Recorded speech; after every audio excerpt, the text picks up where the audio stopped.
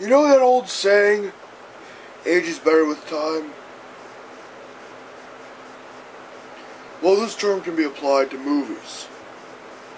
And I think a movie that perfectly cements that is the 1998 political thriller, The Siege. Now, why do I say it's aged better with time? Well, quite simply, watching this in the context of the political climate that exists in America today, I have not had, frankly, a better 7-Eleven DVD purchase than I've had with this movie here. I mean, as someone who's a huge political junkie, the movie moved me. Like, it touched me. There were moments where I thought it was just a okay thriller, but then there were moments of, fuck yeah! The movie stars Denzel Washington, Bruce Willis, and Annette Bening. Denzel Washington plays a FBI agent named Hub. Now, Anthony Hub, as he's called in the movie, is a very idealistic FBI agent. He's a negotiator. He's a man that wants to change the system from within, a man that believes in the values of the United States and the United States Constitution. Tries to do things by the book, but also tries to solve problems in his own unique way. And the situations he's thrown into with his partner, Agent Hod, who's a Muslim agent in the FBI. Now, why am I bringing up Muslim in this? Well, this movie perfectly captures the climate of fear and paranoia that we're in, to the point where I think the shit that happens in this movie, if the wrong person is elected in 2016, I could see becoming a reality. Now, in the movie, it deals with the whole idea of civil liberties and the Constitution and how far the government can go. And it's about this whole terrorist ring in New York City. And one of the most fucked up, disturbing parts of this movie is that it gets so bad that the president in this movie declares martial fucking law in New York. And Anthony is not cool with this. Anthony's like, the fuck you doing? And you got the military guy, played by Bruce Willis, being like, are you questioning my patriotism? And I'm thinking, goddamn right, he's questioning your fucking patriotism in this fucking movie. Rightfully so. I'm gonna do this to defend my country. Yeah, by sacrificing civil liberty and giving to torture and all this fucking shit that this military guy does. This military guy essentially starts to become an extreme military douchebag later on in this movie.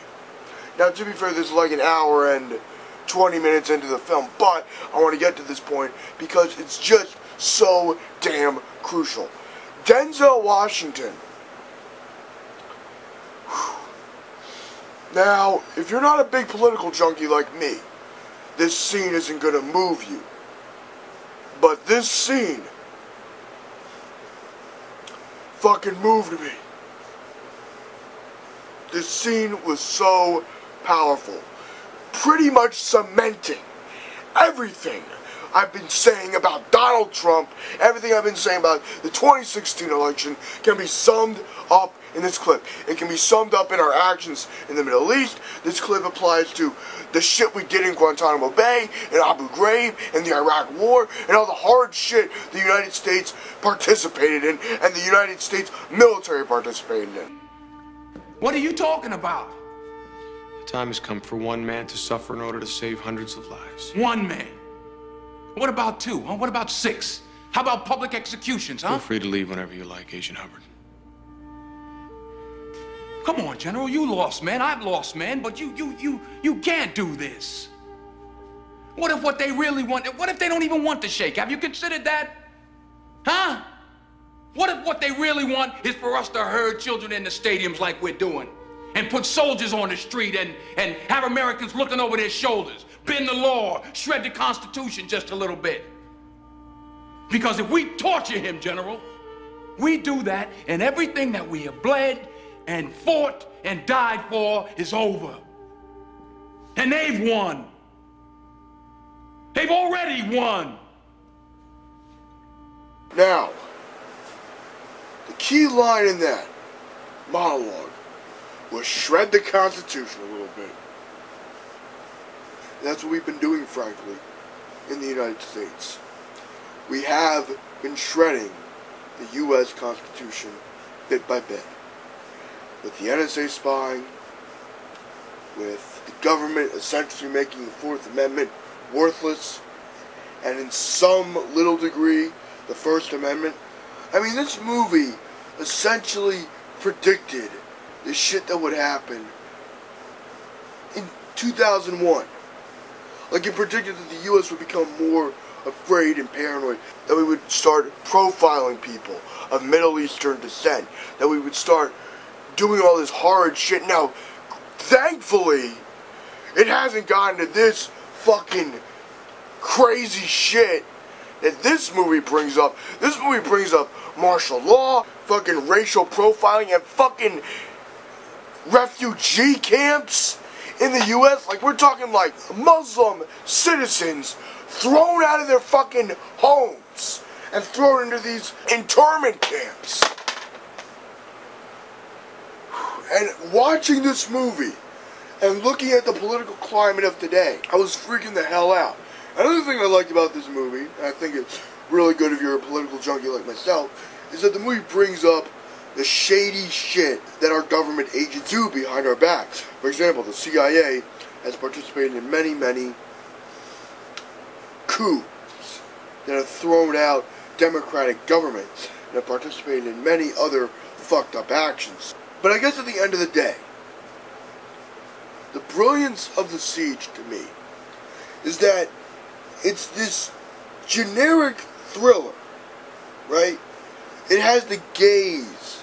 It gives you the guise of a generic thriller, but depending on if you watch it now, you'll start to see what I'm talking about. The movie pretty much is a middle finger to every last horrid shit the U.S. government has done to its people and internationally. It is the perfect fuck you to military imperialism. It is the perfect fuck you to censorship. It is the perfect fuck you to George W. Bush and the war on terror. I'd give this movie an 8 out of 10. While I enjoyed the movie, The Siege does have some pacing issues. It is pretty slow. But, granted, the slow pacing is worth it given the content within the movie. Now, it's no Ex Machina, it's no masterpiece, but it's a solid movie that has some deeper shit to it that not many movies today, I think, are willing to talk about in terms of the shit the U.S. government can do and what fear and paranoia can essentially have a society destroy itself from within, which is what ISIS wants. Never forget this. Groups like ISIS, groups like Al-Qaeda, want the U.S. to destroy each other from within so they can have their Islamic State. That is what they want. They want the U.S. to shred its values, to shred its constitution, to shred everything that makes us a good country, that makes us proud to be Americans. And I think if you honestly give a damn about studying what this type of paranoia makes a society do, check it out. Live long and prosper and have a nice day.